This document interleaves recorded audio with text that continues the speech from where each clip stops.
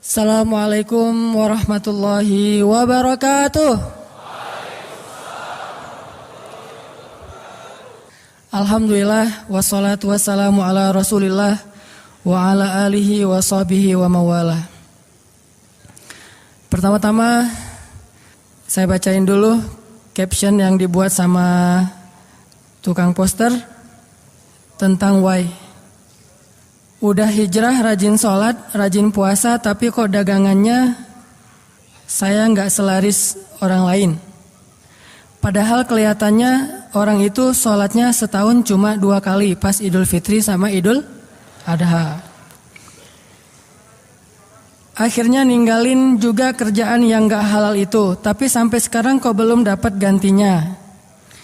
Katanya itu daerah yang banyak banget muslimnya, tapi kok kena bencana yang sebegitu besarnya. Ini maksudnya apa nih? Kampung halaman saya. Bacaan Quran udah lancar, kerjaan udah oke, ganteng pula. Ini berat Ganteng pula, tapi kok jodohnya belum datang aja. Kenapa tuh Neng? Ya. Ganteng, udah dapat kerjaan, udah baca Al-Qurannya lancar, hafiz 30 juz. Juz 30. Kok belum dapat jodoh juga? Karena dia hanya membaca Al-Quran tetapi tidak melamar. Itu jawabannya. Udah lancar baca Quran kok belum dapat jodoh? Karena dia hanya membaca Al-Quran tetapi tidak mankhitbah, tidak ta'aruf. Kadang apa yang udah kita usahain kok hasilnya gak sesuai sama matematika kita. Kok 2 tambah 2 hasilnya bukan 4? Dan masih banyak lagi pertanyaan-pertanyaan yang pernah hinggap di kepala kita. Apalagi kalau iman lagi ngedrop bisa sampai muncul prasangka buruk kepada Allah. Nauzubillahi min dzalik. Oke. Why? Jawabannya sederhana. Karena kita membandingkan diri kita dengan orang-orang lain, atau gak usah diri kita deh, kita membandingkan nasib orang beriman dengan nasib orang yang tidak beriman, sama-sama menggunakan dunia. Padahal Allah tidak banyak berjanji urusan dunia kepada orang beriman. Kalau mau ngebandingin, bandingkanlah orang beriman itu dengan akhirat dan orang yang tidak beriman dengan dunia. Dia dapat apa di dunia, kita dapat apa di akhirat, itu baru imbang perbandingannya. Kalau kita ngebandingin dia dapat apa di dunia, saya dapat apa di dunia, itu perbandingan yang gak matematis menurut Islam. Gak logis menurut iman. Baru logis kalau kita ngebandingin, dia orang misalnya riba. Terus dia bisa beli aset sekian, saya gak riba, dapat apa nanti di akhirat. Itu baru logis tuh menurut iman. Cuman kalau kita hitung-hitungan, dia kok mengawali usahanya dengan cara riba, saya dengan cara yang lebih syar'i. Kok dia dapat sekian aset saya enggak? Ini secara hitung-hitungannya aja pertanyaannya udah salah sehingga tidak ada jawaban. Jadi kalau pertanyaannya udah salah, tidak ada jawaban. Makanya yang harus diperjelas dulu pertanyaannya, baru nanti ketemu jawabannya. Saya mau sharing sebuah kisah nih tentang 2 orang laki-laki Bani Israel. 1 ahli surga, 1 ahli neraka. Yang satu mukmin, yang satu kafir. Yang kedua laki-laki ini juga sempat dikisahkan oleh Allah di dalam surat Al-Kahfi. Nanti teman-teman yang rajin baca Al-Kahfi pada hari Jumat bisa cek tuh. Salah satu kisah di surat Al-Kahfi itu kisah 2 laki-laki Bani Israel, yang satu kaya, yang satu miskin, yang satu kafir, yang satu mukmin. Ceritanya 2 orang laki-laki Bani Israel ini sama-sama Allah karuniai rezeki sebanyak 4.000 dinar. Sekarang 1 dinar itu kurang lebih sekitar 2,5 juta. Jadi ada 4.000 di dinar. Lalu laki-laki kaya, laki-laki kafir, laki-laki yang tidak beriman, membeli sebuah rumah yang sangat bagus di puncak bukit dengan view yang luar biasa, dengan harga 1.000 dinar. Sehingga kemudian dia datang kepada temannya yang mukmin, dia bilang, yuk ke rumah saya tunjukin rumah baru saya. Datang nih ke rumah baru laki-laki yang tidak beriman. Pas ngelihat dari gerbangnya luar biasa, tamannya luas, ada rusanya, ada kijangnya, ada marmutnya, ada segala macamnya, ada onta, ada kuda, lengkap aja tuh. Ini rumah atau kebun binatang ya? Pokoknya rumahnya keren aja. Terus laki-laki beriman nanya, ini rumah baru? Ya, berapa kamu belinya? 1.000 dinar. Bagus kan? Bagus. Ya udah kamu beli atau 1.000 dinar. Ini rumah kayak gini banyak nih masih dijual. Akhirnya laki-laki mukmin ini pulang. Malam harinya dia sholat kemudian dia berdoa, ya Allah, sahabat saya sudah membeli sebuah rumah yang besar, rumah yang bagus dengan harga 1.000 dinar. Maka besok saya ingin membeli itu di surga dengan cara bersedekah 1.000 dinar. Maka berikanlah untuk saya rumah yang lebih bagus di surgamu ya Allah. Dia sedekah 1.000 dinar. Lalu besoknya ketemu sama temannya yang tidak beriman nanya, udah beli rumah? Udah. Di mana? Nggak dekat dengan rumah saya, jauh kata dia. Di mana itu? Di surga. Hah? Caranya gimana? Sedekah. Wah, kamu mah orangnya fanatik lah, istilahnya sok soleh lah, apalah segala macam. Pak Haji diledekin aja tuh. Diledekin. Taulah yang udah hijrah kan gitu ya, suka ada istilah-istilah ngeledekin. Ya udah hijrah, anak masjid, apa istilah-istilahnya. Diledekin gara-gara dia bersedekah 1.000 dinar. Sebagai ganti temannya yang membeli 1.000 dinar itu bisa beli rumah yang besar. Diledekin terus. Setelah berlalu sekian lama, kemudian laki-laki yang pertama ini yang tadi tidak beriman nikah. Istrinya tuh cantiknya luar biasa. Usianya ABG. Cantik. Setelah selesai dia lamar, nikah, pas hari pernikahan ngundang temannya yang beriman. Datang ya ke acara pernikahan saya. Acaranya tuh weddingnya itu ada IO-nya, IO terkenal, paling terkenal di situ. IO Bani Israel. Paling. Jadi wedding bukan IO ya, wedding organizer-nya Bani Israel. Kan orang Bani Israel mah orang Yahudi ini kalau bikin acara tuh luar biasa ya. Kayak mereka bikin Tomorrowland segala macam kan. Jadi bikinlah wedding organizer ini bikin acara wedding yang luar biasa, menghabiskan berapa? Kalau sekarang mungkin di TV-TV itu suka diumumin biaya weddingnya itu berapa miliar kan suka gitu tuh. Nah dia ngumumin. Atau kalau nggak dia umumin pun orang-orang bilang, tahu nggak itu acaranya habis berapa? 1.000 dinar. Habis 1.000 dinar. Dia nanya, ini emang habis 1.000 dinar? Ya, maharnya 1.000 dinar. Mahar si cewek cantik. Cewek paling cantik di kota itu aja. Tidak ada lagi cowok kecuali pernah suka sama tuh cewek. Tapi dia dapat gara-gara punya uang 1.000 dinar. Saya pernah goyang sama istri saya. Nanti kalau anak kita nikah, maharnya nggak usah mahal-mahal. 2 miliar aja. 1 miliar buat dia, 1 miliar buat bapaknya. Nah 1.000 dinar. Udah gitu dia pulang nih orang beriman. Malamnya dia tahajud, dia berdoa kepada Allah, ya Allah, teman saya udah nikah, dan saya mau masih gini aja. Tuh ya, ini pedoman buat teman-teman ya. Kalau ada yang ngasih kartu undangan, tanya maharnya berapa? Maharnya 10 juta. Waduh, saya pas nih 10 juta. Bilang ke Allah, ya Allah, sama kayak dia. Saudara saya, teman saya sudah menikah dengan mahar 1.000 dinar. Dan saya masih punya. Saya ingin melamar bidadari di surga dengan 1.000 dinar. Nikahkanlah saya dengan bidadari paling cantik di surga ya Allah. Ini 1.000 dinarnya, sedekah 1.000 dinar. Temannya punya anak ceritanya pas lagi reuni SMP gitu ya. Lagi reunian tanya, kok masih sendiri aja? Enggak sendiri, cuma gak dibawa. Itu trik menjawab pertanyaan yang nyelekit tadi. Loh kok kamu sendiri gak ditemenin sama si dia? Enggak, lagi gak enak badan. Enggak dibawa katanya. Loh kok gak dibawa? Soalnya masih di surga. Udah aja. Di surga gimana caranya? Sedekah 1.000 dinar. Wah lo benerannya keterlaluan lo. Habis-habisan dibully.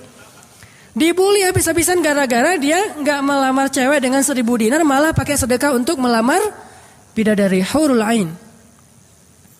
Baca surat Ar-Rahman paragraf terakhir tentang Hurul Ain. Fihinna qasiratut tarfi lam yatumithunna insun qablahum wala jan. Gak ada manusia yang kayak gitu. Qasiratut tarf, cewek yang matanya besar tapi sayu. Matanya besar tapi sayu. Kalau mata saya kecil. Matanya besar tuh. Orang sekarang kan banyak pengen mata besar. Sampai diedit dulu di B berapa tuh? Aplikasi teh.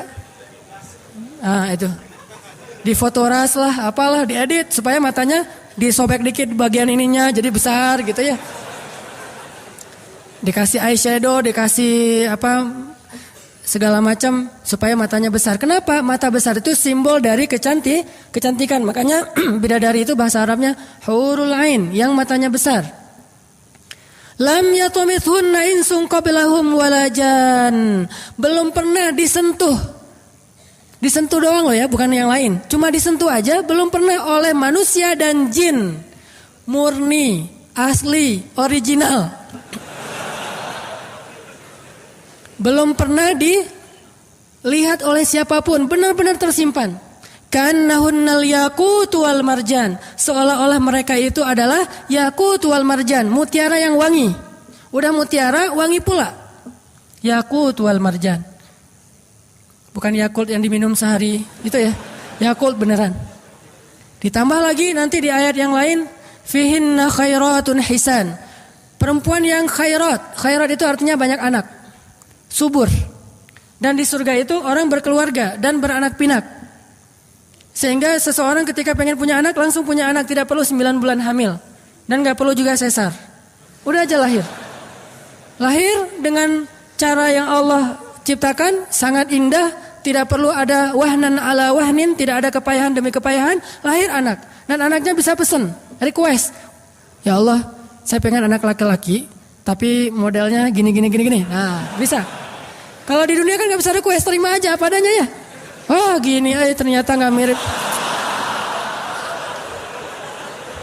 Cuma di dunia, di akhirat mah bisa request, segalanya sesuatu juga bisa request.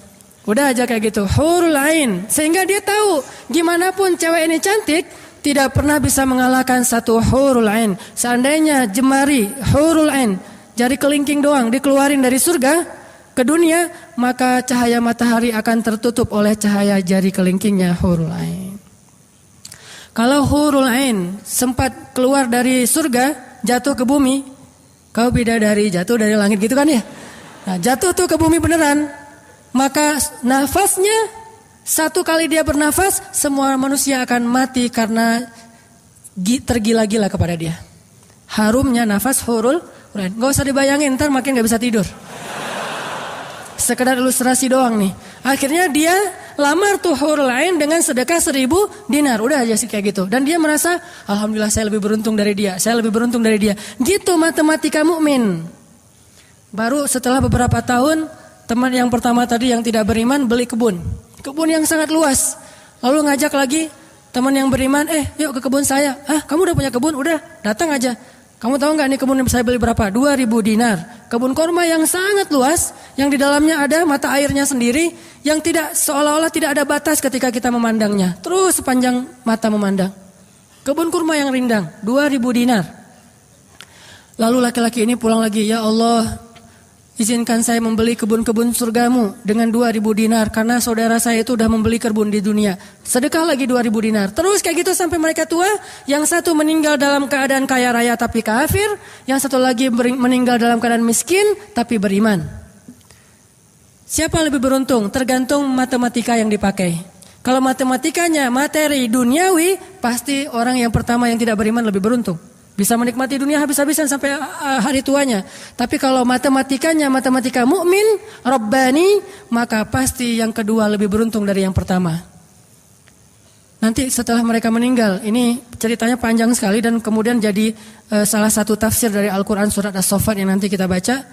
Di akhirat, kalau teman-teman tahu kalau kita baca tafsir itu ternyata ya, di surga itu punya jendela. Kayak rumah punya jendela. Cuman saya nggak tahu seperti apa bentuk jendelanya, karena surga itu kata Nabi, ma la ainun ra'at wa la udhunun sami'at. Yang nggak pernah dilihat oleh mata, yang nggak pernah didengar oleh telinga, yang nggak pernah dibayangkan oleh imajinasi manusia. Yang jelas ada jendela itu di surga. Nah, jendela ini apa? Jendela ini dipakai untuk mengintip ke neraka. Jadi nanti kalau ada kisah-kisah penduduk surga menyelamatkan orang-orang di neraka, itu lewat jendela itu. Kalau ada cerita penduduk surga dan penduduk neraka berdialog, itu lewat jendela itu. Bukan keluar dulu, sama-sama keluar terus ada ruangan khusus dialog gitu, enggak. Atau pakai misalnya Skype gitu ya. Nelpon neraka pakai Skype. Tling, lagi disiksa. Aduh, ada yang nelpon, bentar dulu. Kan enggak ada yang gitu ya. Ini mah pakai jendela. Jadi jangan pakai imajinasi teknologi yang sekarang. Enggak ada Skype, enggak ada WhatsApp call, video call gitu. Enggak ada line, yang ada lewat jendela. Begitu dia ngelihat ke jendela, dia langsung Allah berikan dimensi melihat neraka. Langsung Allah kasih ruang untuk bisa melihat neraka. Di neraka itu dia akan bertanya kepada malaikat neraka. Ngasih kayak kertas gitu. Tolong cariin yang namanya ini. Cariin. Oh ya, ini masa gak kenal kayaknya di surga. Emang siapa? Hananataki. Penduduk malaikat neraka mah gak kenal. Amin. Aminin atuh. Mudah-mudahan semua kita tidak dikenal di neraka. Dikenal di surga insya Allah. Kalau ini mah gak boleh heureuy. Ini serius nih mah. Udah aja ngasih nama gitu ya ke malaikat penjaga neraka. Kenal nama ini enggak? Oh ntar dulu nanya ke yang lain. Kenal nama ini enggak? Oh ada tuh yang di pojok sana tuh lagi dihabis-habisin sama malaikat. Udah malaikat yang itu bawain sini gitu. Pas dibawain ternyata itu adalah laki-laki tadi yang di dunia saling bersaing dalam memperkaya diri. Satu memperkaya diri di dunia ya, satu lagi memperkaya diri di akhirat. Bro, gimana nasib lo sekarang? Waduh, saya sekarang disiksa segala macam, dia ngaku kesalahannya. Lah kamu gimana? Dulu kamu katanya beli rumah di surga, terus nikah di surga, terus beli kebun di surga, udah dapat. Wah, bukan dapat lagi. Ternyata 1.000 dinar itu bukan satu istana loh, bro. 1 dinar itu sekian ribu istana. Sekarang saya 1.000 dinar, bayangin aja. Hah, gitu. Makin sakit kan ya? Makin nelangsa, makin stres. Udah di neraka stres pula, stroke lagi, kena kejang-kejang gitu. Enggak di neraka kejang-kejang aja enggak enak, stroke enggak enak, apalagi udah stroke-nya di neraka kan lebih enggak enak tuh. Orang kena penyakit jantung di dunia enggak enak, ini penyakit jantungnya di neraka lebih enggak enak lagi. Ini mah imajinasi saya aja. Sesuai dengan di Al-Quran surat As-Saffat, dialog antara penduduk surga dan penduduk neraka. Inilah teman-teman matematika untuk mengukur siapa lebih beruntung. Sehingga kita tidak perlu bertanya, kenapa? Why? Saya udah hijrah kok makin susah hidup saya. Dunia itu, akhirat enggak.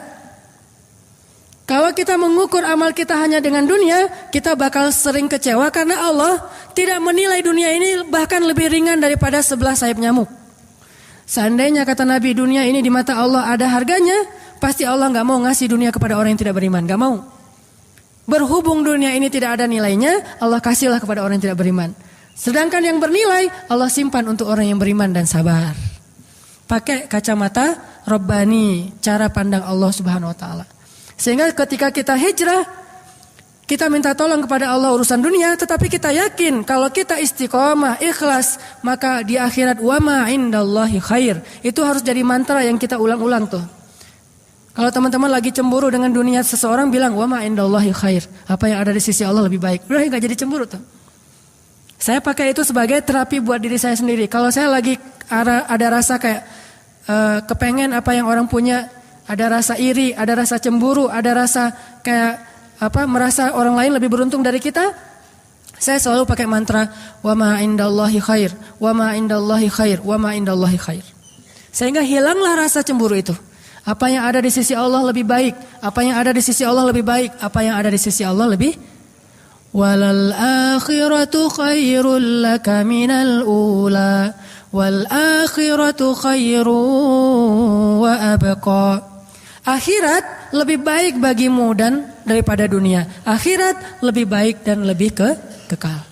Itu aja yang kita ulang-ulang mantranya. Wa ma indallahi khair. Udah aja senyum. Kita yang istiqomah gini-gini aja, orang lain yang tidak istiqomah yang sudah melenceng jadi gitu. Ya udah, apa yang di sisi Allah lebih baik. Ada yang gara-gara misalnya dukun bertindak jadi nikah. Kita bertindak sendiri enggak nikah-nikah misalnya ya. Ya udah aja, wa ma indallahi khair.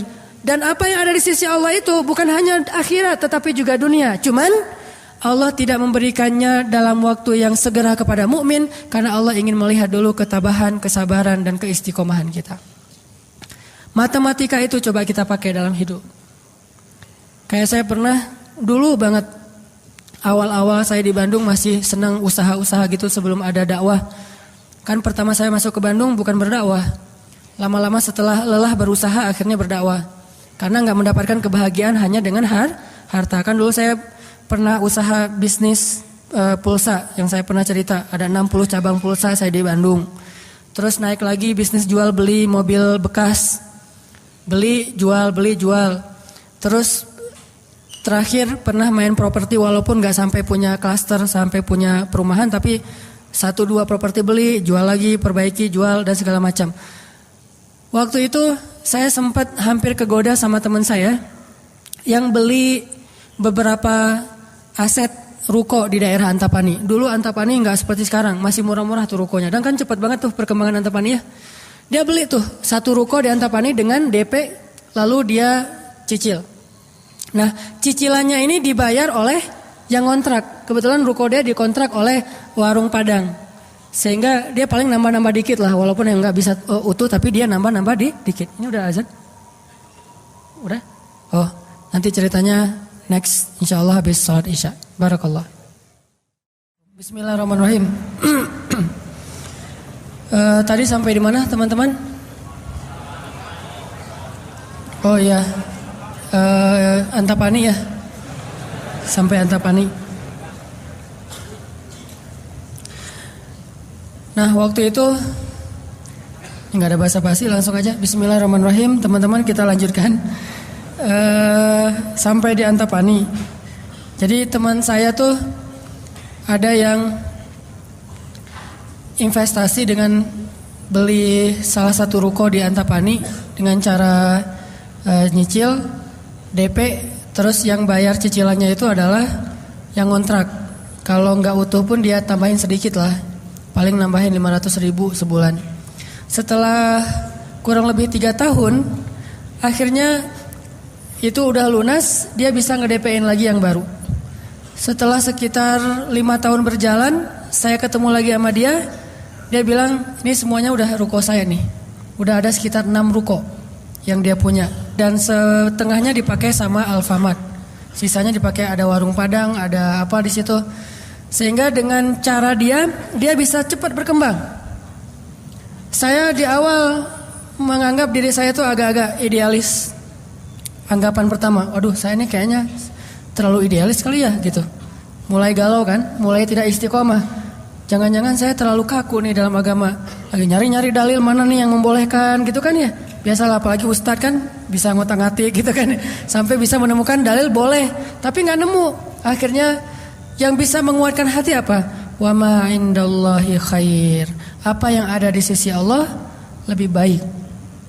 Kalau mau kayak gitu mungkin sekarang saya udah punya juga beberapa ruko. Tapi karena nggak bisa dengan cara seperti itu, akhirnya ya punya itu aja dan tidak berkembang secara duniawi. Tetapi saya yakin mudah-mudahan dengan itu kita berinvestasi di akhirat. Makanya ini matematika harus jadi pola pikir kita, harus jadi mindset, persepsi kita dalam hitung-hitungan amal.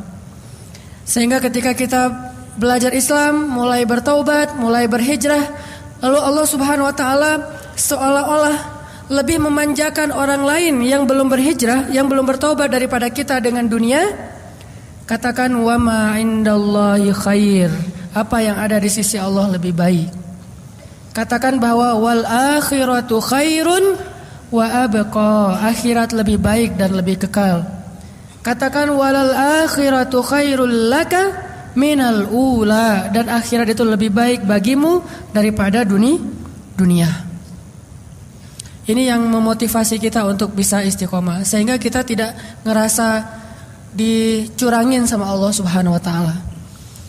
Karena Allah melihat balasan akhirat itu lebih baik daripada ngebalas di dunia. Sehingga Allah kalau sayang kepada seorang hamba, Allah menyediakan akhirat lebih besar daripada dunia untuk dia.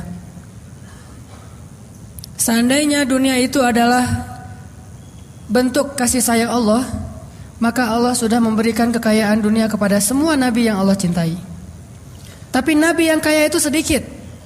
Rata-rata nabi itu susah hidupnya, apalagi setelah menjadi nabi. Nabi Muhammad sebelum jadi nabi hidupnya luar biasa kan? 40 tahun pertama terutama 15 tahun pertama setelah menikah dengan Khadijah, gimana kehidupan Nabi Muhammad? Segalanya ada. Khadijah itu orang yang paling kaya, perempuan paling kaya di Mekah, menikah dengan Nabi Muhammad yang pintar dalam berdagang. Gak pernah Nabi rugi dalam berdagang. Jujur tapi untung. Sehingga selama 15 tahun Nabi mau traveling kemana aja bisa. Traveling ke Syam bisa. Traveling ke Yaman bisa. Syam dan Yaman itu jarak yang cukup jauh. Mau ngapain aja bisa. Punya ternak yang sangat banyak, punya kebun kurma yang luas sekali dan segala macam. Rumahnya rumah terbaik di kota Mekah. Hidup selama 15 tahun dalam kenikmatan. Begitu jadi Nabi, langsung kayak terjun payung. Cepat sekali. Sampai akhirnya Khadijah wafat ketika Nabi masih di Mekah dalam keadaan hampir tidak punya warisan apa-apa. Jadi kurang dari 13 tahun jatuh miskin, fakir. Sampai ketika hijrah ke Madinah, Aisyah curhat. Apa kata Aisyah? Di rumah Rasulullah itu lebih dari 1 bulan tidak ada asap di dapur. Dalam keadaan tidak pernah masak selama berbulan-bulan. Soalnya kalau kita mah beli warung Padang jadi gak perlu masak ya. Kenapa itu rumah gak pernah masak? Yalah, soalnya dia punya warung, jadi masaknya di warung, tinggal dibawa aja ke rumah. Nabi benar-benar gak pernah masak tuh. Coba bayangin, pernah gak Nabi bilang gini ke Allah, Allah lah saya kan kerjanya sama Allah, kok malah jadi kayak gini, hidup saya jadi susah gini. Enggak pernah Allah Nabi mengatakan demikian. Kenapa? Karena Nabi tahu logikanya. Nabi benar dalam menggunakan logika hitung-hitungannya. Nabi tahu matematikanya, sehingga Nabi gak pernah mengeluh ke Allah, kok saya sejak jadi Nabi jadi susah Allah. Katanya saya kekasih Allah, kok saya diperlakukan kayak gini. Gak pernah Nabi ngomong kayak gitu. Kalau Nabi aja kekasih Allah malah jadi susah gara-gara jadi kekasih Allah secara duniawi, tidak pernah mengeluh. Terus siapa kita mau mengeluh dan menuduh Allah dengan tuduhan-tuduhan yang tidak benar? Apakah kita merasa bahwa setelah kita berhijrah Allah harus memberikan kepada kita dunia yang di mata Allah tidak ada nilainya? Berarti kita meminta kepada Allah sesuatu yang tidak baik dan membuang sesuatu yang baik. Itulah yang dulu pernah dinasihatkan oleh Musa kepada Bani Israel di dalam surat Al-Baqarah. Coba teman-teman lihat di surat Al-Baqarah itu ayat 61.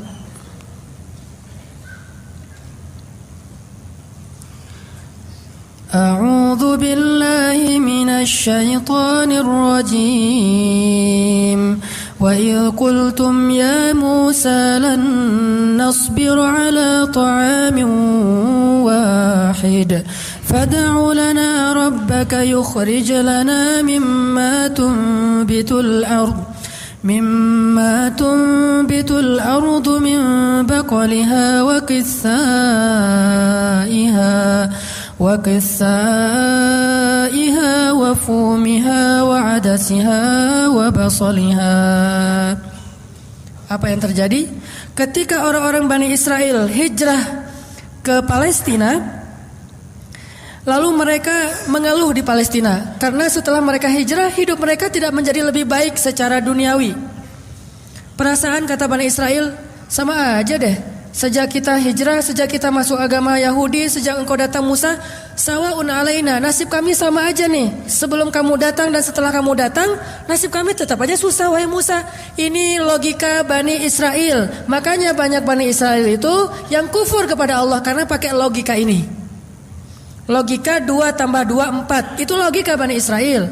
Kalau dalam urusan agama, beda kalau dalam urusan matematika. Jangan bilang, "Dek, 2 tambah 2 berapa?" 4. Bani Israel. Jangan. Itu mah matematika. Kalau dalam urusan agama itu logika Bani Israel. Mereka selalu menghitung-hitung itu dengan logika matematika duniawi. 2 tambah 2 4.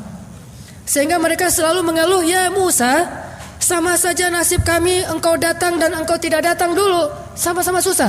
Terus apa baiknya dengan kedatangan wahai Musa?" Mereka menghitung kebaikan itu hanya dari sisi materi saja.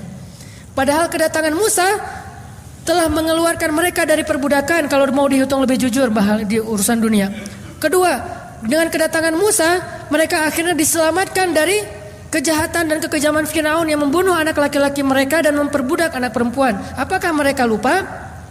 Afala ta'qilun ya Bani Israel? Tidakkah kalian berpikir wahai Bani Israel, ditambah lagi dengan janji Allah untuk Bani Israel, Allah bukakan langit dan bumi untuk Bani Israel. Bayangin Bani Israel lagi hijrah nih dari Mesir ke Palestina, di tengah jalan haus. Musa haus ngadu. Hashtag semuanya viral, haus Bani Israel. Hashtagnya haus. Akhirnya Nabi Musa berdoa kepada Allah, ya Allah beri mereka air. Keluarlah mata air satu untuk Bani Israel yang ada 12 suku. Berapa? 12 gitu? Lupa Ya gitu deh. Oh ini nih. Ya 12 Ithnata asyara aina, 12 suku. Pakai satu mata air. Udah gitu karena Bani Israel ini orangnya gak bisa teratur hidupnya, suka gak bisa ngantri, gak bisa teratur, gak sabaran. Pokoknya tamak aja. Begitu keluar satu mata air, mereka ada 12 suku berantem. Ini gua duluan nih. Siapa lo? Ramai aja antara Bani Israel. Cuma bahasanya saya gak ngerti, Ibrani. Bukan siapa lo. Udah aja gitu, ramai sesama Bani Israel. Akhirnya mereka ngeluh lagi, Musa, masa sih satu mata air? Ini rebutan nih, daripada kita nanti ramai, daripada putus silaturahim, doain dong, minta 12 mata air. Nabi Musa berdoa lagi. Akhirnya keluar 12 mata air. Dimanja banget sama Allah. Udah keluar 12 mata air, mereka minum. Jalan lagi, Musa, dari kemarin kita makannya perasaan roti wae, gak ada daging gitu Musa? Nanya daging. Ini kayaknya nih buffetnya gak internasional nih, Asian food gitu, nasi gitu ya. Saya pengen sekali-kali dong Musa cari yang buffet yang international food gitu. Akhirnya Allah kasih man nawassal, kasih burung datang sendiri untuk disembelih. Datang tuh burung terbang depan Bani Israel, nunduk langsung gini. Enggak. Coba, burung Bani Israel. Coba ada nggak burung kayak gitu sekarang? Bebek gitu ya. Pak, hari ini kita masak bebek. Oh boleh. Bebek, datang seperti bebek teh. Yam, yaitu ayam datang. Nggak ada kan sekarang kan ya? Allah tundukkan burung yang liar kepada Bani Israel, datang untuk disembelih langsung dibakar, terus makan. Kemudian keluar lagi makanan-makanan luar biasa, datang dari langit seperti datang kepada Maryam alaihassalam. Masih ngeluh juga. Terus jalan lagi, Musa haredang cenah. Panas.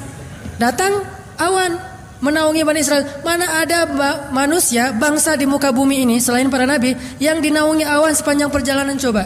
Kecuali Bani Israel dan orang-orang modern yang pakai kendaraan udah tertutup ya. Kalau dulu mah Bani Israel kemana mereka pergi awan ngikutin. Wan, sana ya kata awan saya. Bukan si Iwan, awan. Udah aja jalan. Bani Israel mana? Kadang-kadang suka iseng, nih lihat awannya nih, ikutin kita nggak ya? Lari, awannya ikut lari. Namanya Bani Israel iseng. Tapi Allah masih diakal-akalin sama mereka kan? Yang pernah saya cerita, disuruh bayar zakat, mereka katakan kami mah zakat 2,5% mah itu orang pelit lah. Kalau zakat mah nggak usah tanggung-tanggung 2,5%, 10% kan Islam 2,5%, Nasrani 10%, Bani Israel 100%. Wah, sampai Musa aja kaget 100%. Benar gitu syariatnya 100%. Wah Musa 100% ya. Kami berani memberikan zakat 100%. Caranya gimana? Dikumpulin semua gandumnya, dilempar ke langit, terus dia bilang ya Allah ambil sesukamu, yang jatuh ke bumi itulah hak saya. Itulah Bani. Saya lempar semuanya, gandum, roti, segala macam, korma dilempar ke langit. Ya Allah ambil sesukamu ya Allah. Yang jatuh ke bumi berarti engkau ridho untuk saya. Mana ada yang nyangkut di tengah antara langit dan bumi kan? Pasti semuanya jatuh ke bumi. Oh berarti Allah nggak memerlukan itu, ya udah untuk kita aja. Yang penting kan kita udah niat nih 100%. Tapi Allah nggak mau nerima, ya udah itu akal-akalan Bani Israel. Makanya mereka ngeluh, ya Musa di Palestina itu tidak ada sayur mayur. Kami kangen makanan-makanan di Mesir. Kalau teman-teman tahu Mesir itu sebetulnya nggak tandus-tandus amat. Mesir itu ada bagian yang salju. Jadi kalau mau ngerasain Eropa bisa ke bagian itu. Ada yang bagian yang benar-benar padang pasir, ada yang bagian yang subur luar biasa. Nah, sampai mereka kangen dengan sayur-sayuran Mesir. Kangen dengan bayam, kalau di kita mah kangen dengan singkong, kangen dengan jengkol. Ya, pernah kangen jengkol? Karena nggak pernah keluar Bandung. Kalau keluar Bandung pasti kangen jengkol. Misalnya umroh gitu ya. Ada restoran Indonesia, Mang ada jengkol? Di Mekah. Kalau tanya orang Arab, Jengkol. Bahasa Arabnya tidak ada jengkol. Soalnya bahasa Arabnya tidak ada jengkol. Mahada kata orang Arab. Jengkol yang aroma raihah. Intinya orang Bani Israel kangen dengan makanan Mesir. Terus apa kata Nabi Musa? Qala tastabdiluna alladhi huwa adna billadhi huwa khair. Apakah kalian meminta untuk menukar sesuatu yang buruk dengan sesuatu yang lebih baik? Maksudnya apa? Kenapa kalian ingin dibayar oleh Allah dengan dunia ketika kalian beriman? Kalau mereka Bani Israel itu kalau beriman hitung-hitungan banget. Habis beriman harus rezekinya berlimpah. Habis beriman harus terbebas dari segala masalah. Habis beriman harus dimanjain banget dunianya. Itu pola fikir Bani Israel. Sedangkan para nabi dan orang-orang yang beriman enggak kayak gitu cara berfikirnya. Setelah beriman Allah uji, maka mereka mengatakan, ini untuk melihat apakah saya jujur dalam iman atau munafik. Seperti kata Bilal. Ketika Bilal beriman, dengan qadarullah dia ketahuan imannya oleh tuannya Umayyah bin Khalaf. Lalu disiksa oleh Umayyah bin Khalaf. Setelah disiksa berhari-hari, Umayyah ngomong gini, Bilal, mana Tuhan kamu? Coba lihat tuh, kamu disiksa-siksa, Tuhan kamu gak pernah ngebelain kamu, Muhammad juga gak pernah ngebelain kamu. Jadi kamu tuh sebetulnya kasihan tinggal sendiri, gak pernah dibelain oleh siapa-siapa. Kalau gak saya nyelamatin kamu, kamu akan celaka wahai Bilal. Apa kata Bilal? Ya Umayyah, udah gak bilang lagi Tuhan, dia mah udah beriman. Gak ngomong lagi Tuhan, gak ngomong lagi gitu. Kalau saya diuji atau disiksa karena keimanan saya, itu berarti Allah ingin melihat kesabaran saya. Maka kalian akan melihat sabar saya lebih kuat daripada sabarnya orang Arab. Karena orang Arab Mekah itu terkenal dengan keteguhan dan kesabarannya. Saya akan lebih sabar daripada laki-laki Arab dan akan lebih kuat daripada gunung Uhud. Bilal tahu itu. Jadi bukan, ya juga ya Umayyah, udah deh balik lagi aja kayak dulu. Enggak, Bilal mah gak ngomong kayak gitu. Kan orang suka pundung gitu ya. Pundung fisabilillah. Baru hijrah Allah kasih ujian pundung. Aduh, sama aja udah hijrah gak hijrah tetap aja gak bisa dapat jodoh. Nah gitu kan. Akhirnya udahlah sekalian kayak dulu aja. Aduh sama aja, ternyata udah rajin ngaji, belum kelihatan juga ke atas, masih aja gak ada yang kecantol misalnya kan ya. Aduh udah rajin udah pindah kerjaan, tetap aja belum dapat kerjaan yang lebih baik. Kata Allah, wa may yattaqillah yaj'al lahu makhraja. Mana? Wa yarzuqhu min haitsu la yahtasib. Mana tuh? Jawabannya Allah berikan itu setelah Allah lihat kesabaran kita. Kalau Allah belum melihat kesabaran kita, Allah enggak akan kasih apa yang Allah janjikan. Karena yattaqillah bukan hanya taubat tetapi sabar. Itu satu paket. Takwa itu at-ta'ah was sabr, itulah takwa. Taat dan sabar itulah takwa. Wa may yattaqillah, siapa yang taat lalu sabar, baru Allah janjikan yaj'al lahu makhraja wa yarzuqhu min haitsu la yahtasib wa may yattaqillaha yaj'al lahu min amrihi yusra wa may yattaqillaha yukaffir anhu sayyi'atihi wa yu'zim lahu ajra. Itu semua janji Allah bagi orang yang takwa, dan takwa itu taat dan sabar. Kalau taat doang tapi gak sabar, pundung tadi, maka Allah tidak punya janji apapun dengan dia. Ini logika yang dipakai oleh Allah, hitung-hitungan matematikanya Allah Subhanahu wa taala, sehingga kita tidak kecewa. Coba teman-teman buka surat As-Saffat surat 37. Surat As-Saffat surat 37 ayat 51.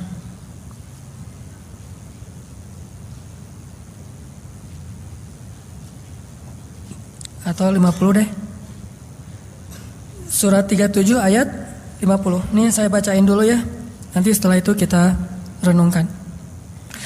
Bismillahirrahmanirrahim. فأقبل بعضهم على بعض يتساءلون قال قائل منهم إني كان لي قرين يقول أئنك لمن المصدقين أإذا متنا وكنا ترابا وعظاما أئنا لمدينون قال هل أنتم مطلعون fattala'a fara'ahu fi sawa'il jahim qala tallahi in kitta laturdin ولولا نعمة ربي لكنت من المحضرين أفما نحن بميتين إلا موتتنا الأولى وما نحن بمعذبين إن هذا لهو الفوز العظيم لمثل هذا فليعمل العاملون أذلك خير نزلا أم شجرة الزقوم. Ini adegan yang tadi saya kisahkan di surga dan neraka. Fa'aqbala ba'duhum 'ala ba'dhi yatasaalun. Orang-orang di surga nanti saling kenal lagi tuh. Kita tuh cuma nggak kenal sesama kita tuh cuman awal-awal berbangkit doang. Likulli imri'in minhum yawma idzin sya'nu yughnih. Itu cuma berlaku pada saat awal bangkit. Ketika kita awal bangkit dari kubur tuh kita nggak akan saling kenal. Nggak mikirin, siapa kok kamu di sebelah saya? Nggak usah dilanjut. Nanti jadi nggak bener. Udah aja gitu ya. Jadi pas awal berbangkit kita tidak saling kenal dan semua dibangkitkan kata Nabi dalam keadaan tidak berbusana dan tidak dikhitan. Kata Aisyah, aduh malu sekali hari itu. Kata Nabi, ya Aisyah, bagaimana seseorang bisa merasakan malu padahal hari itu hari ketika setiap orang sibuk dengan urusannya sendiri-sendiri. Seorang ayah lari dari keluarganya, suami lari dari istrinya dan seterusnya. Tapi setelah adegan itu manusia nanti akan saling kenal lagi. Makanya muncul adegan saling memberi pertolongan, saling menghujat, saling menimpakan dosa-dosa, saling menuntut. Itu berarti udah kenal. Nah di surga manusia saling kenal lagi tuh. Sehingga kata Allah, fa'aqbala ba'duhum 'ala ba'dhi yatasaalun. Manusia akan bertemu lalu saling bertanya. Kata mereka, ini kana li qarin loh. Ada lohnya.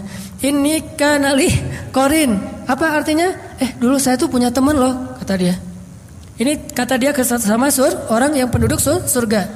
Apa temannya? Teman yang tadi di dunia yang saling berlomba-lomba dalam 1.000 dinar. Yang satu 1.000 dinar beli istana, yang satu lagi 1.000 dinar beli istana di surga.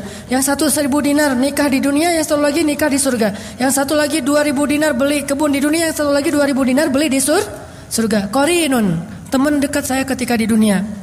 Yaqulu ainnaka laminal musaddiqin. Apakah kamu sungguh-sungguh termasuk orang yang membenarkan hari berbangkit dan seterusnya sampai kalimat qala hal antum muttali'un. Berkatalah pula ia, maukah kamu meninjau temanku itu? Kata dia kepada siapa? Kata dia kepada malaikat. Malaikat, tolong cariin dong teman saya yang ini. Oh, ini mah nggak ada di daftar surga.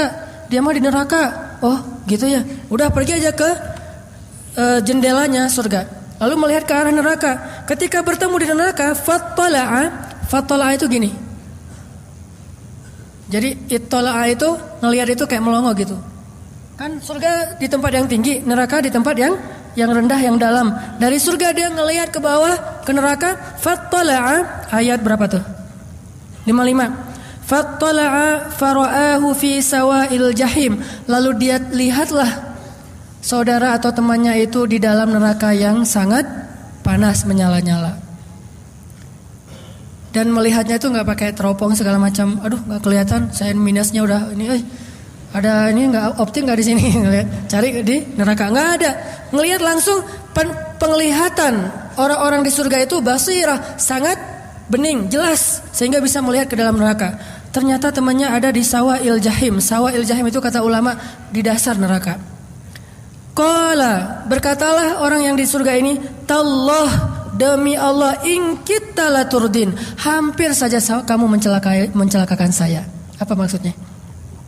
Coba kalau dulu saya dengerin nasihat kamu, pasti nasib saya sama dengan kamu sekarang di neraka gitu. Coba kalau dulu saya ngikutin nasihat kamu, saran dari kamu, pasti saya sekarang sama-sama tersiksa. Qala tallahi in kitta laturdin walaula ni'matu rabbi lakuntu minal muhdarin. Kalau bukan karena nikmat Allah yaitu hidayah yang membolak-balikan hati, saya pasti akan termasuk di antara orang-orang yang disiksa. Itu dialog antara penduduk surga dengan penduduk neraka di akhirat. Makanya dialog ini harus jadi motivasi kita, bukan menuduh orang neraka, enggak. Ada teman kita yang belum hijrah, ntar kita dialog ya. Enggak usah gitu, itu mah sombong ya. Baru ngelihat teman kita yang misalnya masih mabuk gitu ya. Ntar kita dialog ya. Aku mah di atas, kamu di bawah. Maksud lo apa? Kamu di neraka, saya di surga. Nanti lihat kita. Lo baca aja di surat As-Saffat. Saya yang akan ngomong kayak gitu ke kamu. Gak boleh kayak gitu. No judgment ya. Gak boleh menghakimi orang lain. Cuman ini bukan untuk menghakimi orang lain, tapi untuk memotivasi diri kita. Beda ya. Bukan untuk menghakimi orang lain, tapi untuk memotivasi diri kita. Karena bisa jadi orang yang tadi kita hakimi ternyata sama-sama di surga. Kita sama-sama di surga kata dia. Gak ada dialog yang seperti kamu gambarin. Oh gitu ya. Gak jadi dialognya. Gak jadi soalnya saya udah hijrah juga misalnya. Dialognya jadi fa'aqbala ba'dhum 'ala ba'dhin yatasaalun. Dialognya tuh di ayat yang tadi pertama, saling sama-sama di surga. Kalau di Al-Waqiah, yatufu 'alaihim wildanun mukhalladun bi akwabi wa abariqa wa ka'sim min ma'in la yusaddauna anha wa la yunzafun. Jadi nanti mereka lagi ngobrol gitu ya, terus lewat pelayan-pelayan anak muda yang mukhalladun, yang kekal, bawa ka'sin, gelas-gelas bening dari permata dan menuangkan khamr. Jadi kita minumnya di surga itu khamar, tapi khamar berkualitas tinggi. Yang kalau di dunia mungkin tidak ada nilai yang sanggup membayar khamar itu. Satu tetesnya aja lebih mahal daripada dunia dan seisinya. Sedangkan khamar di dunia, kadang kita ada khamar yang di beberapa kafe itu satu gelasnya atau satu botolnya 5 juta. Saya pas ngelihat harganya, wah 5 juta, mending saya kredit motor nih. Namanya juga orang pas-pasan. Orang 5 juta itu untuk minum doang tuh. Kita 5 juta lumayan bisa modal usaha. Di dunia aja khamar bisa 5 juta satu botol. Di akhirat satu tetesnya lebih mahal daripada dunia dan seisinya. La yusaddauna anha wa la yunzifun. Tidak akan mabuk orang yang meminum minuman itu. Minum sesukanya, lezatnya lebih lezat tetapi tidak akan menghilangkan pikiran atau akal mereka. Jadi kita tos, gimana dulu di dunia? Wah, kenapa kamu mabuk gitu? Ternyata dia bawa dari gitu ya, nggak boleh ya, nggak boleh bah.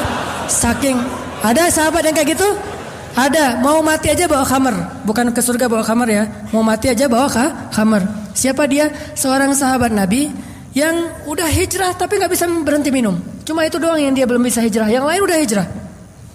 Sehingga dia berdoa, dia bilang ke anak-anaknya, wahai anak-anakku, kalau ayah nanti meninggal, kuburkanlah ayah di bawah pohon anggur.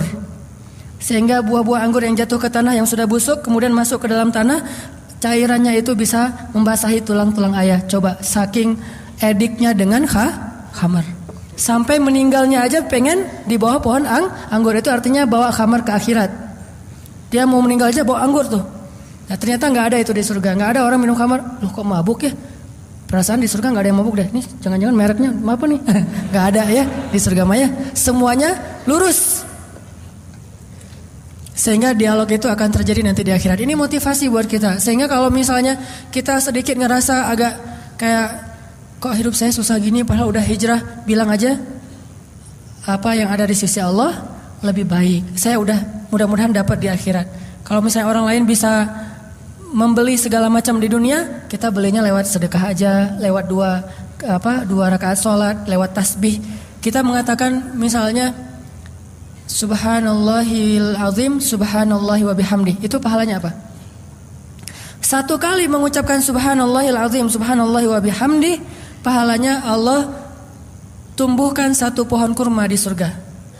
Sehingga satu pohon kurma ini kalau kita berjalan 100 tahun itu belum keluar dari naungannya, saking rindangnya pohon kurma di surga. Cuma bilang Subhanallahil azim, subhanallahi wa bihamdi. Kalau dibalik Subhanallahi wa bihamdi, subhanallahil azim, Allah beratkan timbangan kita. Cuma bolak-balik itu aja pahalanya beda-beda. Coba teman-teman lihat orang yang saking semangatnya kerja, biasanya teman-teman dari etnis Tionghoa misalnya, kan mereka semangat-semangat tuh kalau kerja. Dia jualan, dia punya kafe misalnya, atau punya sebuah stand di mall. Udah punya kafe, masih jualan yang perintilan-perintilan di depan toko tuh. Kadang-kadang jual yang nggak terlalu mahal. Loh kok dia masih mau jualan yang kayak gitu-gitu padahal dia udah punya kafe yang perintilan pun dia lakukan. Lumayanlah buat isi pulsa, lumayanlah buat bensin, lumayanlah buat bayar pembantu. Dia masih mikirin yang kecil-kecil padahal dia udah punya toko yang besar. Kenapa kita sebagai muslim mengabaikan yang kecil-kecil yang Allah tawarkan pahalanya besar? Udah tahajud, udah tambahin aja yang perintilan. Subhanallahil azim wa bihamdi. Subhanallah wa bihamdi wa subhanallahil azim. Itu kan perintilan kan? Kalimatan khafifatan 'alal lisan, habibatan ilar rahman, thaqilatan fil mizan. Subhanallah wa bihamdi, subhanallahil azim. Itu perintilan loh.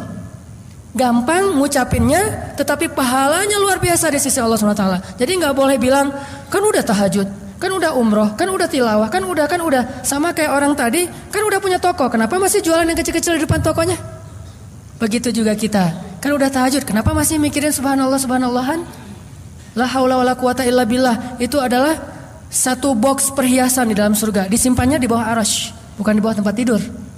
Di bawah arasy. Siapa yang mengucapkan la haula wala quwata illa billah, Allah memberikan kanzun. Kanzun itu kayak harta terpendam yang tersimpan di bawah arasy Allah Subhanahu wa taala.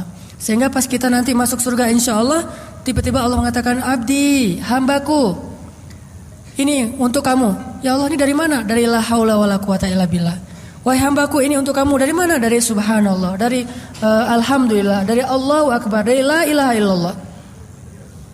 Artinya kalau orang membeli dunia dengan hal-hal yang kayak gini, kita membeli akhirat dengan hal-hal yang seperti itu. Dan wa ma indallahi khair. Itu teman-teman logika yang saya pengen sharing.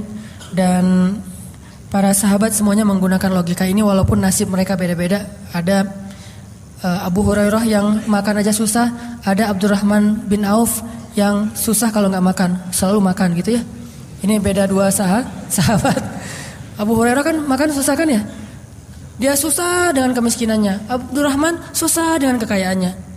Abdurrahman, ngapain kok kamu sedih? Saya kaya. Oh, kaya sedih ya. Ada orang kaya sedih. Utsman, kenapa kamu kok diam aja? Ya ini saya lagi mikir kok saya kaya ya. Aduh, sombong gini kalau kita mah ya. Kaya tapi dia mikir, aduh, kok kaya ya? Salat nangis, kenapa salatnya lagi nangis? Banyak masalah ya? Enggak, justru saya nggak punya masalah. Nggak punya masalah nangis. Kalau kita banyak masalah nangis, kalau sahabat nggak punya masalah nangis. Kenapa? Mereka yakin orang yang miskin itu lebih duluan masuk surga daripada orang kaya 500 tahun. Cuman sih orang kaya kalau udah masuk surga lebih tinggi nanti karena dia sedekah. Tapi kan 500 tahun lumayan ya. 500 tahun terkatung-katung di padang mahsyar, coba ngapain? Coba kalau kita divonis masuk penjara 500 tahun, gimana tuh? Dan gak sehari pun gak masuk penjara kan? Karena langsung dibawa ke kuburan. Divonis karena dia bersalah, maka dia akan dikurung di dalam penjara selama 500 tahun. Coba, sama aja seumur hidup kan? Bayangin 1500 tahun itu di padang mahsyar, itu paling sedikit jaraknya dengan orang miskin. Makanya Nabi berdoa, ya Allah, hidupkan saya sebagai orang miskin, matikan saya sebagai orang miskin, bangkitkan saya bersama orang miskin. Berani? Kalau berani kita doain nih bareng-bareng nih. Berarti emang kita betul belajar. Termasuk saya sih, saya juga nggak pernah berani. Saya ngedoa kayak gitu. Saya tahu semua doa Nabi itu baik, tapi yang ini saya nggak berani. Gini, ya Allah, coba kalau kita minta, ya Allah berikan kepada saya apa yang diminta oleh Rasulullah. Jangan ngomong gitu. Jangan-jangan kita nggak sanggup dengan apa yang diminta oleh Rasulullah. Salah satunya doa tadi tuh, sanggup nggak? Ya Allah, saya susah mau doa, nggak tahu mau minta apa. Ya kayak Rasul aja deh ya Allah, gitu. Ternyata Rasulullah mintanya apa? Ya Allah, hidupkan saya sebagai orang miskin. Begitu kita udah amin, miskin nih. Allah, masalahnya di mana ya dari doa saya? Ini mah orang nggak ngerti ya nih. Nah ini kenapa bisa kayak gitu? Gara-gara dia nggak paham logika Allah. Dia minta aja ternyata nggak tahu cara pandang Allah itu luar biasa. Allah itu maha bijaksana, sedangkan kita butuh kebijaksanaan dari Allah Subhanahu Wa Taala. Makanya kalau belum berani doa, ya Allah hidupkan saya sebagai orang miskin, doa kayak Umar aja. Ya Allah, ini agak lebih ini dikit nih, lebih ringan dikit. Kalau nanti kan berat banget tuh, ini agak medium lah, nggak terlalu bold. Ini yang medium ya, yang mediumnya gini. Ya Allah, berikanlah bagi saya harta secukup yang saya butuhkan. Secukup yang saya butuhkan. Secukup keperluan saya. Kalau saya perlu jalan-jalan ada. Jangan diperjelas tapi ya segitu aja. Umar mah doanya kayak gitu. Ya Allah berikan saya harta secukup yang saya butuhkan. 2 helai pakaian, 1 dicuci, 1 dipakai. Yang udah kotor dicuci, yang ini dipakai, yang udah kering. Dan 1 kendaraan, kemudian tempat tinggal yang bisa menghalangi saya dari panas dan dingin. Gitu aja. Ini permintaan Umar. Nah, ini agak-agak medium dikit nih. Berani? Tapi jangan didefinisikan tafsir kita tadi ya. Perlu ini ada, perlu itu ada. Ini tafsir birra'i, tafsir dengan akal kita. Kalau nggak berani yang segitu, mintalah yang light. Kan tadi bold banget nih Rasulullah ya. Umar medium, kita yang light-light aja deh. Gimana yang light? Ya Allah jadikan hamba sebagai hambamu yang pandai bersyukur. Kalau pandai bersyukur artinya apa? Kan kita nih kayak main sama Allah tuh, main sama Allah. Ngomong sama Allah tuh pakai bahasa tinggi gitu. Kan Allah maha paham kan? Ya Allah jadikanlah hamba sebagai orang yang pandai bersyukur. Artinya apa? Berarti Allah kasih nikmat dan kasih kepada kita hati yang bersyukur. Itu paling light. Ada di atas itu nggak ada lagi. Udah segitu aja. Kalau kita minta ya Allah berikan saya rezeki yang sebanyak-banyaknya. Jangan lupa dan juga hati yang pandai bersyukur.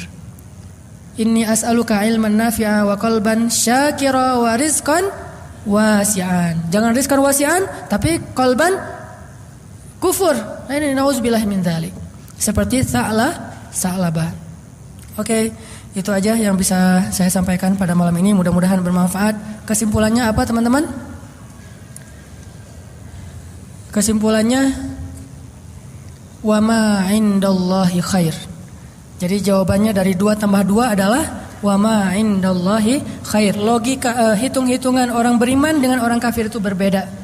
Orang kafir segalanya dihitung dengan duniawi, orang beriman segalanya dihitung dengan ukhrawi, yaitu surga Allah SWT.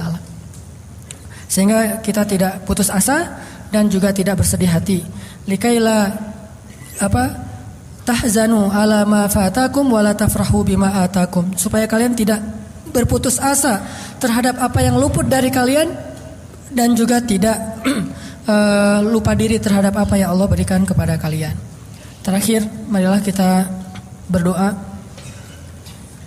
Dan saya selalu mengingatkan teman-teman jangan lupa doain saudara kita di Gaza atau Palestina, di Aleppo, di Suriah, di Homs dan juga di Irak, di Rohingya. Karena kita mungkin belum mampu membantu mereka dengan yang lebih besar daripada doa, maka jangan pelit dalam berdoa. Udahlah kita nggak bisa jadi relawan ke sana, tidak juga mampu membela mereka dengan berjihad, tidak juga mampu setiap hari berinfak untuk mereka, minimal setiap hari berdoa untuk mereka. Karena media kita hampir tidak meliput sama sekali nasib mereka, sehingga seolah-olah mereka itu nggak ada masalah apa-apa. Padahal kemarin di Hong Kong ada mobil bus kecelakaan masuk jurang aja, cuma 8 orang luka-luka, nggak meninggal. 8 orang luka-luka gara-gara bus masuk ke bukan jurang sih, selokan gitu. Ada yang luka-luka 8 orang, semua media meliput. Giliran kaum muslimin ratusan ribu orang dibombardir di negara-negara itu, tidak ada yang meliput. Mudah-mudahan Allah Subhanahu wa taala memberikan mereka pertolongan karena nasib mereka luar biasa sangat memilukan. Kalau enggak kita sebagai saudaranya yang mendoakan, lalu siapa? Kemudian mudah-mudahan juga media-media yang dipegang oleh kaum muslimin bisa concern menyuarakan hak-hak orang yang tertindas. Ini bukan hanya masalah agama tapi masalah kemanusiaan yang lebih universal. Jadi kalau ada orang yang ngomong alasan 1000 alasan, saya kira dia berarti tidak punya lagi nilai kemanusiaan atau semangat kemanusiaan dalam hatinya. Kemudian kita doakan juga supaya Indonesia ini bisa ikut membantu negeri-negeri yang tertindas itu secara politik dan juga atas nama negara, bukan hanya atas nama bangsa. Berita terakhir, Raja Qatar sudah menyediakan sebuah kota di Palestina. Dia bikin kota, bukan bikin apartemen, bikin kota yang ada sekitar ratusan apartemen. Raja Qatar nih bikin kota di Palestina khusus untuk korban perang. Jadi korban perang itu bisa ngungsi ke kota itu, jadi kayak kota baru gitu. Dan lebih luas daripada Kota Baru Parahyangan, sekitar 3 kali lipat daripada Kota Baru Parahyangan. Bayangin, Kota Baru Parahyangan dibikin oleh seorang raja dan hanya dikhususkan gratis buat korban perang. Ini kalau penguasanya beriman. Dan kita berdoa untuk penguasa-penguasa kita, semoga Allah Subhanahu wa taala menetapkan hatinya dalam keimanan dan memberikan ke dalam hatinya keberanian dan inisiatif untuk membela kebenaran itu benar dan kebatilan itu batil, sehingga tidak ada keraguan-raguan di dalam hatinya. Bismillahirrahmanirrahim. Alhamdulillahirabbil alamin. Alhamdulillahilladzi an'ama 'alaina ni'matal iman wal islam. Allahumma ja'alna laka dzakkarin, laka syakkarin.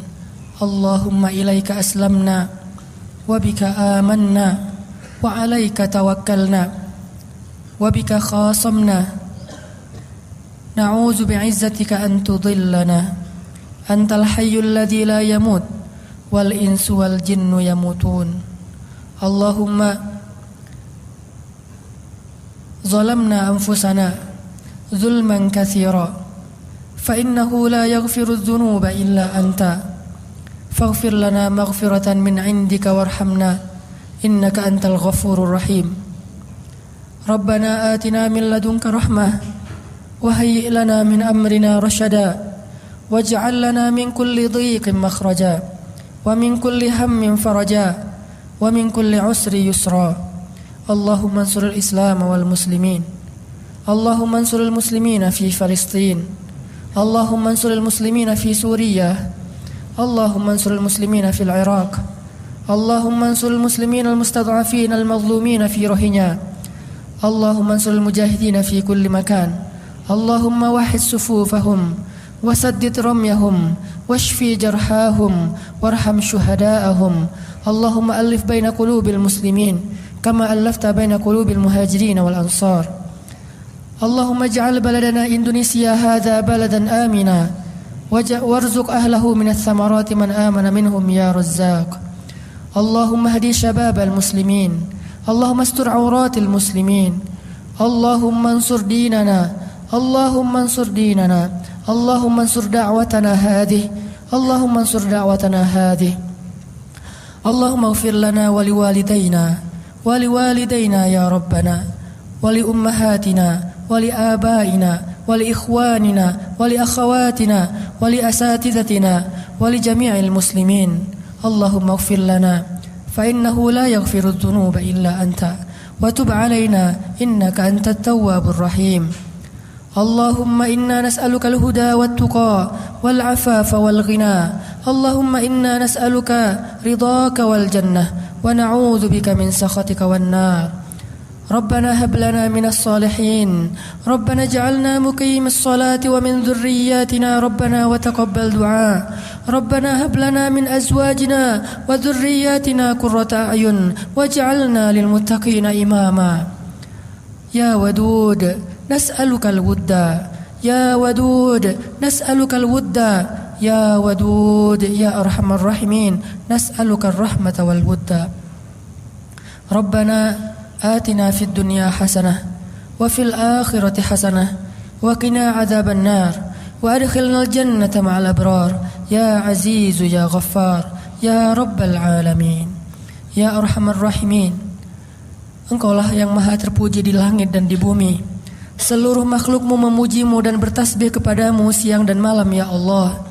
Tidak sedikit pun pujian-pujian kami menambah keagunganmu ya Allah, dan tidak sedikit pun dosa-dosa kami mengurangi dan merugikanmu ya Allah. Engkau maha terpuji. Engkau tidak butuh kepada hamba-hambamu, kamilah yang butuh kepada Engkau ya Allah. Hilangkanlah sifat sombong di dalam hati kami, terutama sombong kepadamu ya Allah. Kami berlindung dari sifat sombong. Tidak mungkin orang yang memiliki sombong sekecil zarrah pun masuk surga ya Allah. Engkaulah yang maha agung, Engkau maha mulia ya Allah. Sedangkan kami hina, kami rendah di hadapan-Mu ya Allah. Kami butuh kepada-Mu ya Allah. Ampunkanlah dosa kami ya Allah. Ampunkanlah dosa ayah ibu kami ya Allah. Ampunkanlah dosa ibu kami ya Allah. Jika ibu kami pernah punya salah kepada kami ya Allah, sesungguhnya kedurhakaan kami lebih besar daripada kesalahan ibu kami ya Allah. Jika ayah kami pernah menyakiti hati kami ya Allah, sesungguhnya dosa-dosa kami kepada beliau jauh lebih banyak ya Allah. Ampunkanlah dosa ibu kami ya Allah. Jika dia pernah salah kepadamu ya Allah, Itu karena ibu kami tidak faham, tidak mengerti. Dia belum belajar Islam sedalam yang kami pelajari. Karena waktunya dihabiskan hanya untuk mendidik kami, waktunya dihabiskan untuk menafkahi kami, ya Allah. Hampir tidak punya waktu bagi ayah ibu kami untuk belajar Islam, duduk di dalam majelis ilmu sebagaimana yang kami alami. Karena mereka bersusah payah untuk bisa menafkahi anak-anaknya. Ampunkanlah dosa mereka, ya Allah. Ampunkanlah dosa ayah dan ibu kami, ya Allah. Rahmati keduanya, ya Allah. Sayangi keduanya, ya Allah. Sayangi ayah kami, ya Allah. Sayangi ibu kami, ya Allah. Seperti mereka menyayangi kami, ya Allah. Seperti diam-diam mereka mengasihi kami, ya Allah.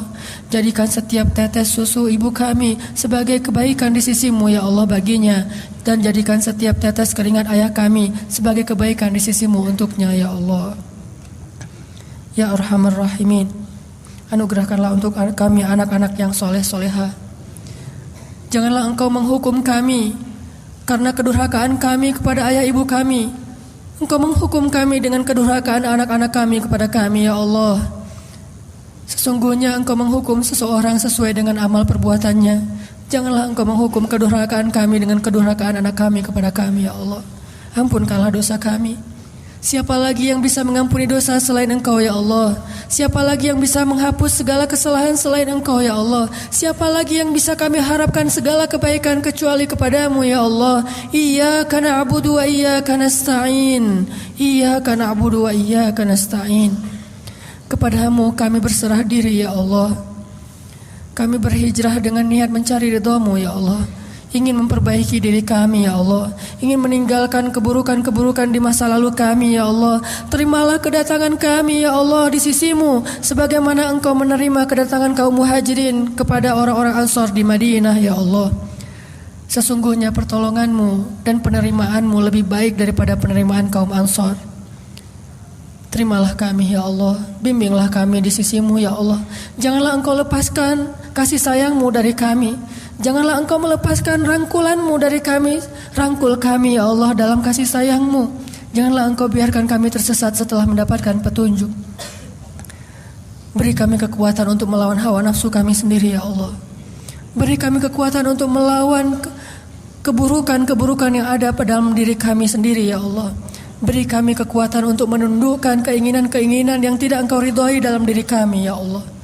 Beri kami kekuatan dan keistiqomahan untuk terus berada di jalan-Mu, ya Allah. Ya Rabbana, tolonglah saudara-saudara kami di seluruh dunia, ya Allah. Tolonglah saudara-saudara kami yang tertindas di Palestina, ya Allah. Tolonglah saudara-saudara kami yang tertindas di Suriah, ya Allah. Di Aleppo, ya Allah. Yang setiap hari jatuh korban dari orang-orang yang tidak berdosa. Anak-anak kecil yang bahkan baru saja lahir, ya Allah. Baru saja menghirup udara di dunia sudah kembali kepadamu dalam keadaan terzalimi, ya Allah. Tolonglah saudara-saudara kami di Suriah. Tolonglah saudara-saudara kami di Irak. Tolonglah saudara-saudara kami yang terusir di Rohingya, ya Allah. Siapa lagi yang bisa menolong mereka selain Engkau, ya Allah? Engkau Maha Kuasa atas segala sesuatu. Wa makaru wa makarallahu wallahu khairul makirin. Orang-orang kafir itu punya rencana jahat, sedangkan Engkau Maha mengetahui rencana mereka. Gagalkanlah segala rencana jahat mereka, ya Allah. Bantulah saudara-saudara kami yang berjihad di seluruh dunia, ya Allah. Yang membela agama-Mu, ya Allah. Yang difitnah seolah-olah mereka para penjahat, padahal mereka lah yang membela orang-orang yang tertindas. Mereka lah yang membela anak-anak yatim. Mereka lah yang melindungi para janda-janda yang terusir dari rumahnya sendiri, ya Allah. Bantulah mereka, satukanlah barisan mereka. Janganlah Engkau biarkan mereka berpecah belah, karena hanya mereka harapan kami setelah Engkau, ya Allah. Ya Rabbana, beri petunjuk-Mu kepada pemimpin-pemimpin kami, ya Allah. Sayangilah pemimpin-pemimpin kami, ya Allah. Jadikanlah pemimpin-pemimpin kami pemimpin yang adil, ya Allah. Hilangkanlah rasa dengki dari hatinya, ya Allah. Lenyapkanlah kesombongan dari hatinya, ya Allah. Sesungguhnya Engkau Maha menerima doa hamba-hamba-Mu. Kami tidak ingin pemimpin-pemimpin kami celaka karena kemurkaan-Mu, ya Allah. Karena jika Engkau murka tidak ada yang bisa menghalangi, ya Allah. Sebelum Engkau marah kepada setiap orang-orang yang durhaka, beri mereka petunjuk, ya Allah. Beri petunjuk kepada seluruh pemimpin-pemimpin kami, dan bimbinglah ulama-ulama kami, dan kuatkanlah kami agar setia di dalam barisan para ulama kami, ya Allah. Ya Rabbana, Jadikanlah negeri kami yang tercinta ini Indonesia negeri yang aman, dan berilah rezeki kepada orang-orang yang beriman di dalamnya ya Allah. Dan berikanlah kepada kami orang-orang solih yang akan memimpin kami dengan keadilan dan ketakwaan. Anugerahkan untuk kami keturunan-keturunan Umar bin Khattab yang adil. Anugerahkanlah untuk kami keturunan-keturunan Umar bin Abdul Aziz. Anugerahkanlah untuk kami pemimpin seperti Nur bin Zinki. Anugerahkanlah untuk kami pemuda-pemuda seperti Ashabul Kahfi. Anugerahkanlah untuk kami pemuda-pemuda seperti Muhammad Al-Fatih. Anugerahkanlah untuk kami pemuda-pemuda yang pemberani, yang cerdas, yang kreatif, yang solih, yang di tangan mereka Engkau akan memenangkan agamamu ya Allah. Berilah petunjuk kepada para pemuda Islam di Bandung, pemuda Islam di seluruh Indonesia ya Allah. Berkahilah pertemuan kami ini ya Allah. Maafkanlah jika kami punya banyak dosa di dalam pertemuan ini ya Allah. Mungkin kami terlalu berlebihan, mungkin kami salah ucap. Ampunkanlah dosa kami ya Allah. Rabbana, beri kami kebaikan di dunia dan kebaikan di akhirat, dan lindungilah kami dari api neraka. Barakallahu li wa lakum. Subhanakallahumma wa bihamdika asyhadu an la ilaha illa anta astaghfiruka wa atubu ilaik. Assalamualaikum warahmatullahi wabarakatuh.